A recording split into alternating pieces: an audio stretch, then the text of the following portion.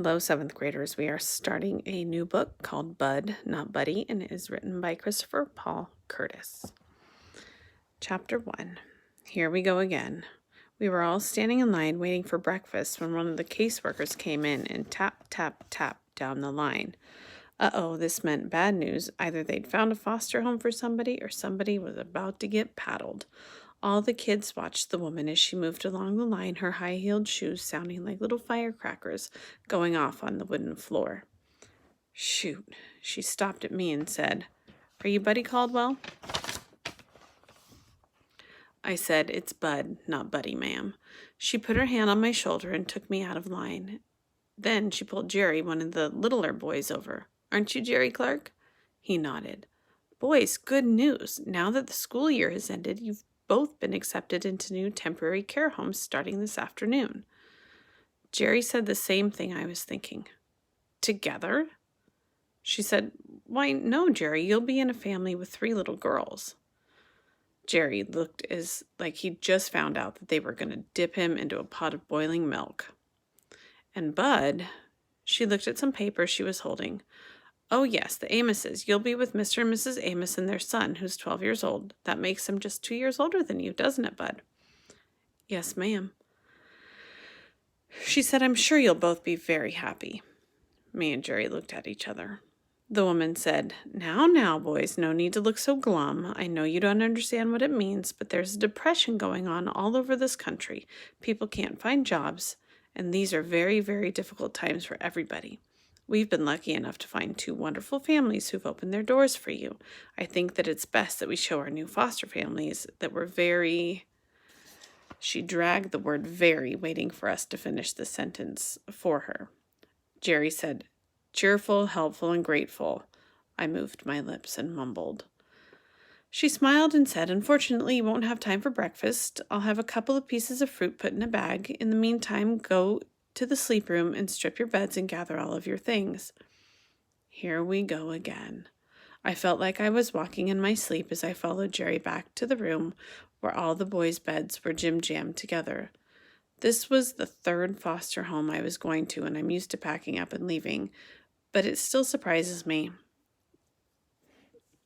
that there are always a few seconds right after they tell you that you've got to go, when my nose gets all runny and my throat gets all choky and my eyes get all stingy. But the tears coming out doesn't happen to me anymore. I don't know when it first happened, but it seems like my eyes don't cry no more. Jerry sat on his bed, and I could tell that he was losing the fight not to cry.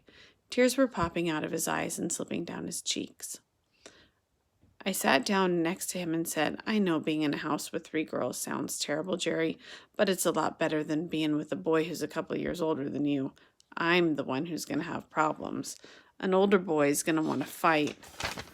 But those little girls are going to treat you real good. They're going to treat you like some kind of special pet or something." Jerry said, "You really think so?" I said, "I'd trade you in a minute. The worst thing that's going to happen to you is that they're going to make you play house a lot. They'll probably make you be the baby and will hug you and do this kind of junk to you."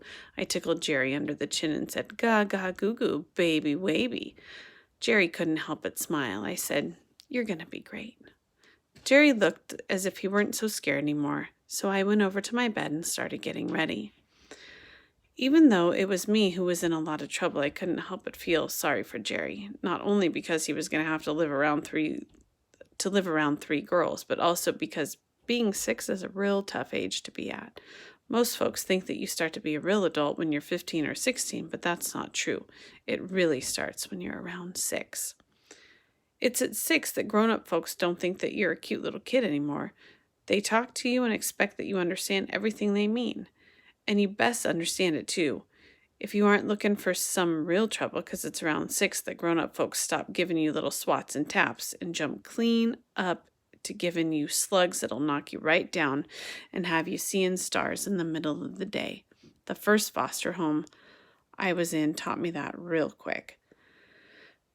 6 is a bad time, too, because that's when some real scary things start to happen to your body. It's around then that your teeth start coming loose in your mouth.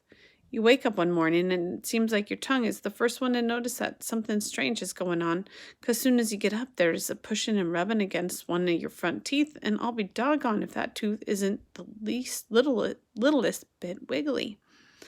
At first, you think it's kind of funny, but the tooth keeps getting looser and looser, and one day, in the middle of pushing the tooth back and forth and squinching your eyes shut, you pull it clean out.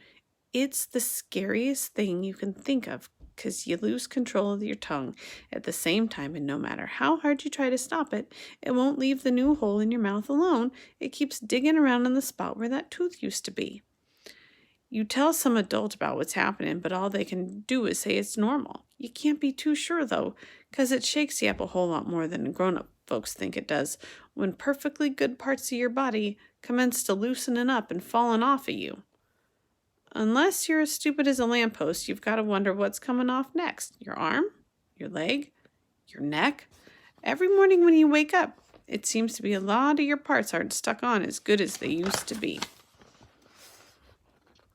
6 is real tough. That's how old I was when I came to live here in the home. That's how old I was when Mama died. I folded the blanket and sheet and set them back on the mattress. Then I reached under the bed to get my suitcase. Most of the kids in the home kept their things in a paper or cloth sack, but not me. I have my own suitcase. I set it on the mattress and untied the twine that held it together. I did what I do every night before I go to sleep. I checked to make sure everything was there. The way there are more and more kids coming into the home every day, I had to make sure no one had run off with all of my things. First, I pulled my blanket out and saw that everything was where it was supposed to be. At the bottom of my suitcase were the flyers. I took the blue flyer out and looked at it again.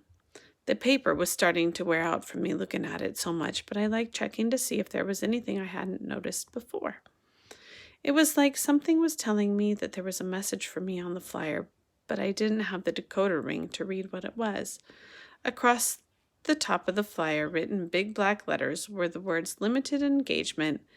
Then, in little letters, it said, direct from an SRO engagement in New York City. Underneath that, in big letters, it said, Herman E. Calloway and the Dusky Devastators of the Depression. Those 6 exclamation points made it seem like this was the most important news anyone could think of. Seems like you'd have to be really great to deserve all those exclamation points all stacked up in a row like that. Next, the paper said, Masters of the New Jazz, and then in the middle of the flyer was a blurry picture of the man I have a real good suspicion about.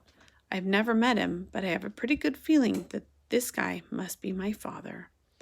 In the picture, he's standing next to a giant fiddle that's taller than him. It looks like it's real heavy because he's leaning up against it, trying to hold it up. He looks like he's been doing this for a long time, and he must be tired because he has a droopy, dreamy look on his face. There are 2 men beside him, one playing drums and the other one blowing a horn. It wasn't real hard to see that the guy who must be my father it wasn't hard to see what the guy who must be my father was like just by looking at this picture. You could tell he was real quiet, real friendly, and a smart man. He had one of those kind faces. Underneath the picture, someone had written with a black fountain pen, one night only in Flint, Michigan, at the luxurious 50 Grand on Saturday, June 16th, 1932, until... I remembered Mama bringing this flyer with her when she came home from working one day.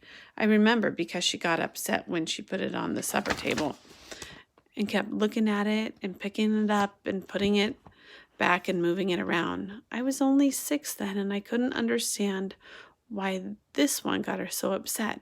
She kept 4 others that were a lot like it on the dressing table, but this one got her real jumpy. The only difference I could see between the blue one and the others was that the others didn't say anything about Flint on them. I remembered this blue one, too, because it wasn't too long after she brought it home that I knocked on Mama's bedroom door, then found her. I put the blue flyer back in the suitcase with the 4 older ones and put everything back in its place. I went over to the big chest of drawers and took my other set of clothes out and put them in the suitcase, too. I tied the twine back around my bag, then went and sat on Jerry's bed with him.